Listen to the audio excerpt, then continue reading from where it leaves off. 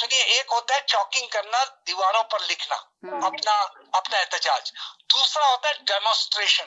ये दो फेज होते हैं। फेज नंबर 3 जो होता है वो आउट ऑफ कंट्रोल हो जाता है, जो नेपाल में हुआ, जो श्रीलंका में हुआ। फेज 3 तक अभी पाकिस्तान की डेमोन्स्ट्रेशन नहीं आई है। ये हुकूमत सिर्फ ये चाह रही है कि अवाम फेज 3 तक ना जाए, फेज 2 ही पर इनको कंट्रोल किया जाए।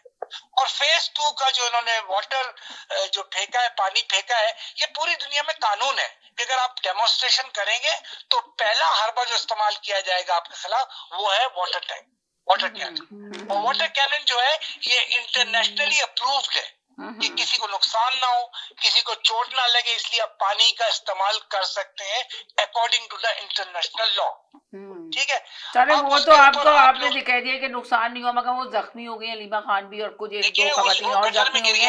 सबसे मेन चीज ये है कि क्या ये खवातीन के, जो मेरा क्वेश्चन ये था, अब ये नहीं पूछना कि ये कर दिया, नहीं हुआ है, पानी से नुकसान नहीं हुआ, वो गटर में गिर गया था। अलीमा खान भी गटर में गिर गई थी, जिनके ऊपर 3 जख्म आए, 3-4, देखिए वो भी गटर में गिर गई थी क्या?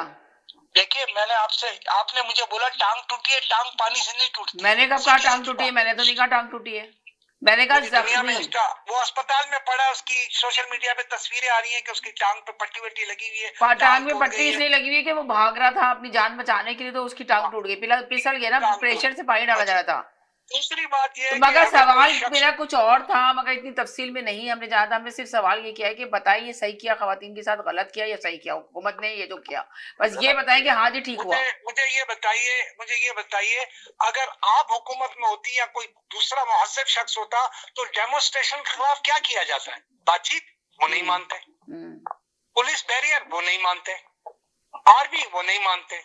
देखिए, जब आप जब अगेंस्ट जाएंगी, against the machinery of Pakistan, तो फिर आपको पानी से ही समझाया जाएगा। ये मैं पीटीआई के खिलाफ नहीं हूँ, पानी इस्तेमाल किया जाएगा और इंटरनेशनली आप उन्हें मना भी नहीं कर सकती, क्योंकि ये एक रूल है कि अगर डेमोन्स्ट्रेशन हो रहा है पानी का इस्तेमाल करें। पूरे यूरोप में होता है, पूरे अमेरिका में पानी का इस्तेमाल किया जाता है। अब उसके अंदर वो इंजरी हो जाती है, इंजर्ड हो जाते हैं, तब भी वो रिस्पॉन्सिबल नहीं है। आपको पता है, दे आर नॉट रिस्पॉन्सिबल, क्योंकि उन्होंने मना कर दिया था, नो डेमोन्स्ट्रेशन, जेल के सामने मत आए। अब अगर आप फेज 3 में जाते हैं तो फेज 3 का जो है ना वो डेंजर है। फेज 3 में फिर आप पानी करेंगे, वो फिर कुछ और इस्तेमाल करेंगे, आप लाठी करेंगे, वो पथराव करेंगे, वो फिर एक सिविल वॉर की तरफ आप जा रहे हैं। इसीलिए गवर्नमेंट कोशिश कर रही है कि इसको यहीं पे रोक दिया जाए, फुल स्टॉप लगाया जाए, बनिस्बत कि हम फेज 3 में जाएं।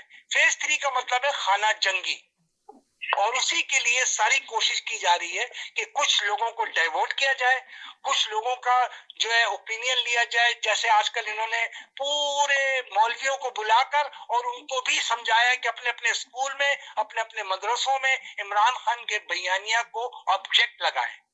तो ये जो बच्चे होते हैं, कच्चे दिमाग के होते हैं, इन्हें भी समझाया जाएगा। क्योंकि एक मिनिस्टर के एक साहब से कह रहे थे कि मेरे बच्चा जो उसकी क्लास में 23 बच्चे, सिर्फ एक बच्चा कह रहा है सियासत से मेरा कोई ताल्लुक नहीं है, बाकी 22 बच्चे कह रहे हैं